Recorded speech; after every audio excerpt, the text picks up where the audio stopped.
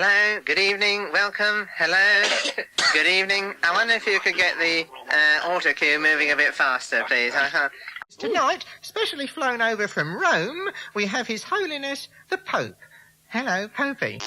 And now, John Betterman and Arthur Negus examine the country seat of Lady Minerva Threbbing at her ancestral home, Henry Hall.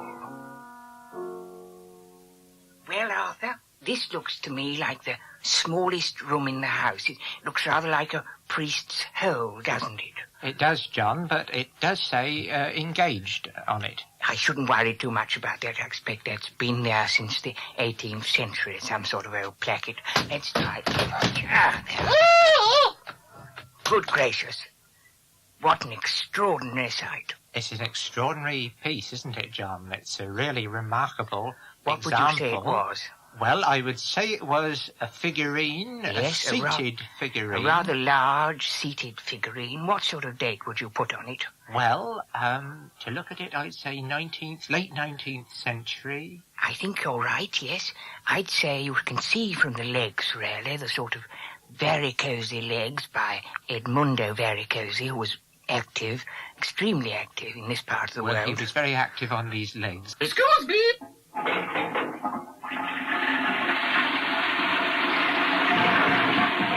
Goodness. Well, I've certainly never seen one like that before. Then sitting next to her, the Member of Parliament for Bertie Worcestershire, Sir Triumph Herald. And the first question comes from...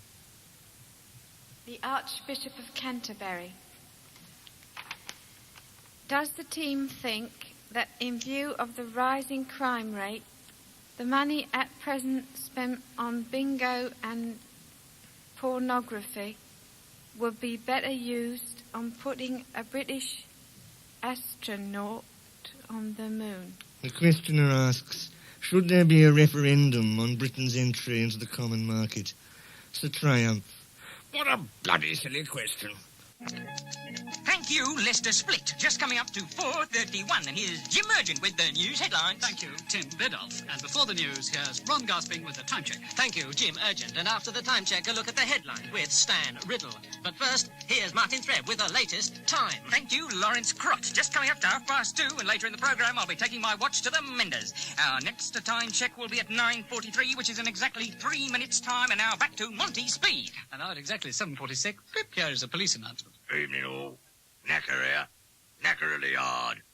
There was a nasty accident last Friday afternoon at 12:32 p.m. at the junction of Neasden High Street and Neasden Crescent, where an elderly pedestrian was in collision with a police car driven by some of our lads. Will anyone who saw the accident or can give information keep very quiet indeed about it, or else? Mr. Justice Dribble seemed annoyed by the laughter in court as the charge sheet was read, constantly cupping his hand to his ear and thumping the desk with his fist. Finally, he flung his gavel petulantly from the box and pronounced the death sentence. He also ordered counsel for the defence, Mr. Morris Israel, to be deported to Botany Bay, and the usher, Mr. Arnos Grove, to be clapped in the stocks. He was then wheeled from the court, beaming serenely, to have his robes changed. Mr. Dribble was appointed to the Queen's Bench at the unusually early age of 81, and is now one of the 3 oldest judges in the country, the others being Lord Chief Justice Sir William Bootle, 117, and Sir Horace Plumfodder, deceased.